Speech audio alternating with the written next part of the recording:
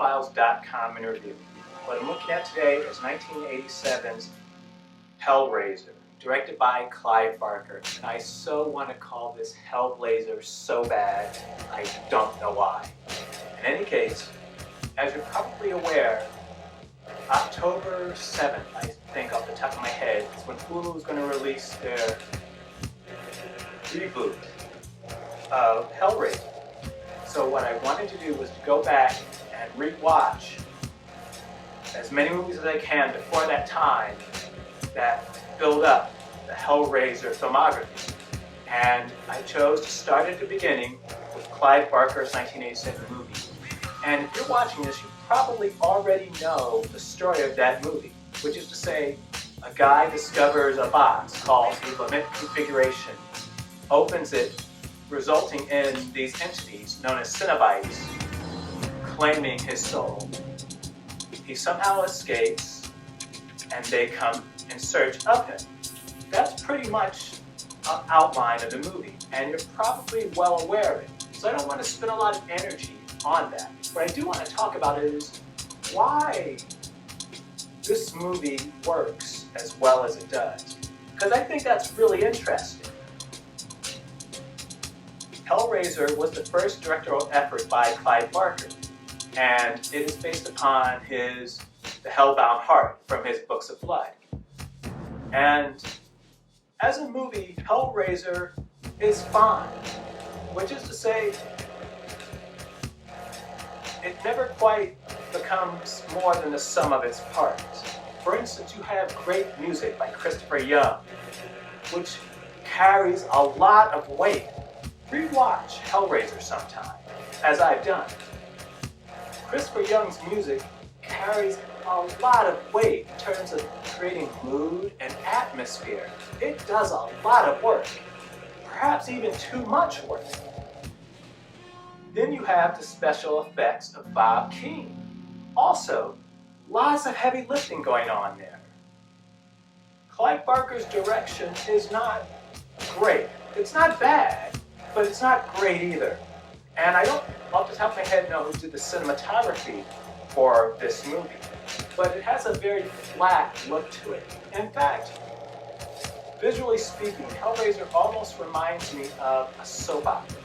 It has a certain, I used the word flat before, and I think that best describes it. The things characters say and do don't always work very well, and would probably read better than to actually hear someone talk about them. So,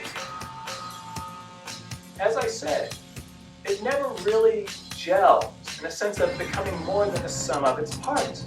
But let's give Clive Barker credit where credit is due.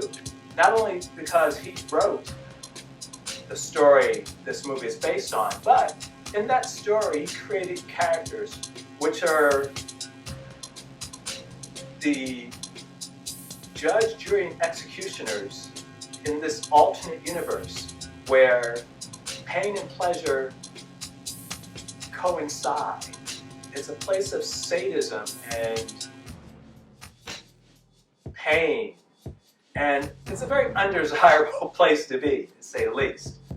But the thing is, in Clive Barker's books, he gave it a sort of mysticism and authority, a sense of it being very otherworldly, and in turn the Cinebites being very powerful beings.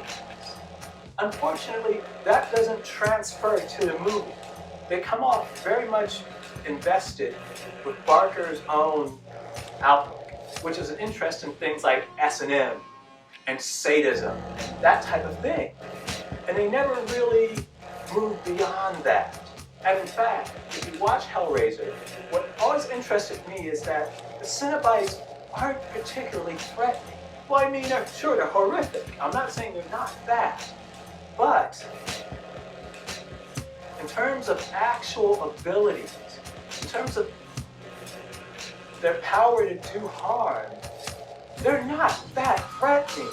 And in fact, the judge from the original movie the most they can do are launch chains with hooks at you. Or rather, I should say, the worst Pinhead can do is launch hooks attached to chains at you. It's almost like he has telekinesis, and that's it. These characters in the movies are not particularly threatening. The most threatening thing about them, and again, I'm talking about Hellraiser, the original film. That changes in latter movies. But for now, they're not particularly threatening. If you can get beyond the physical, they're just not that intimidating. And I think a lot of what's behind that is that Hellraiser is not an expensive movie. It did not take a lot of money to produce, or I should say, there was not a lot of money available for it. So therefore, he had to make do. And he invested his Cinebites with a very creepy appearance, but not much else. But, and this is what I was alluding to earlier, Clive Barker was clever enough to hire Doug Bradley, who I am not at all familiar with outside of Hellraiser, but I'm willing to bet he's done Shakespeare. The reason I say that is that he has a way of presenting himself which is very magisterial, which is very intimidating and very powerful. And this is where I give Clive Barker immense credit as a director. That Bradley's presence does a lot to imply how powerful, how deadly the Cinebites actually are. They don't show it at all in the movie, mind you. But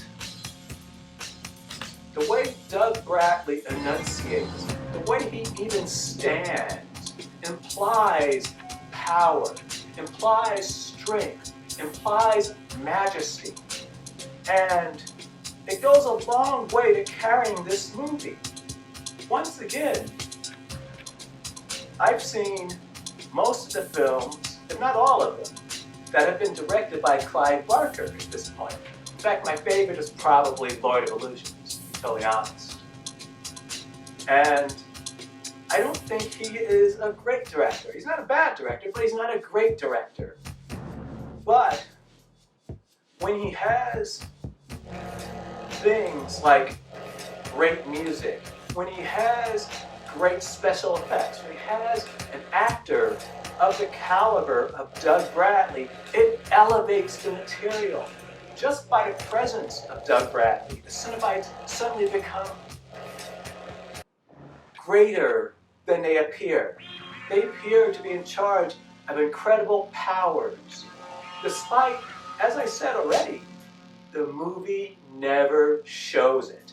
So that's pretty clever. And Hellraiser, as an introduction to these characters and concepts, is pretty good. It's certainly worth watching, that's for sure. Though, next week, look for my review of Hellraiser 2, Hellbound, which, for my money, is the best of the Hellraiser series. This is Brian with ScreenFile.com in review. If you agree, disagree, let me know down below. And as usual, consider a like or a follow.